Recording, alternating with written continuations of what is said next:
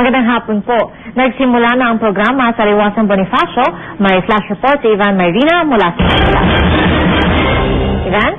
Yes, Pia, magsisimula na itong ikalawang bahagi ng kilos protesta dito sa Liwasang Bonifacio. Ito'y pangungunahan na ng mga kabataan at ito'y tinatawag nilang Youth Festival of Protest. Ito ang inaasahang magiging makulay at masiglang bahagi ng kilos protesta sa araw na ito.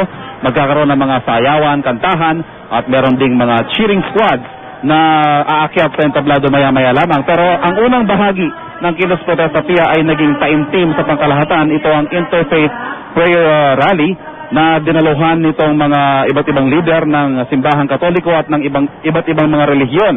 Sa CBCP nandito si Bishop o Archbishop Oscar Cruz, si Bishop Teodoro Bacani, samantalang hindi naman nakarating si CBCP President Angel Agdameo dahil nagkasakit daw ito, pero nagpasabi daw siya na nais niya sanang makisali dito sa kilos protestang nagaganap ngayong hapon.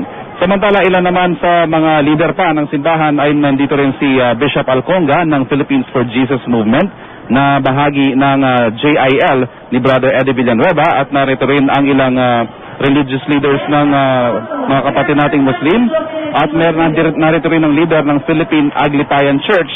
Iisa ang kanilang panawagan, Pia, at ito ay para sa katotohanan, katarungan at pagkakaisa.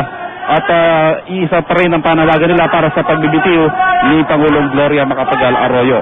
Samantala, ilan naman sa mga personalidad na naririto na sa ngayon ay si Manila Mayor Alfredo Lim, at narito na rin si Manay Gina de Venecia, ang asawa ng dating House Speaker na si Jose de Venecia. Sa ngayon, Pia, ay normal pa naman ang sitwasyon dito. Puno na itong Liwasang Bonifacio, pero wala naman tayong nakikitang pagsikip sa dali ng trapiko, at kapansin-pansin din na wala ni isang pulis na nakikita tayo malapit dito sa rally site.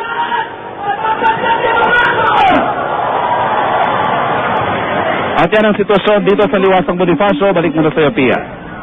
Maraming salamat, Ivan Mayrina, nag-uulat mula sa Liwasang Bonifacio.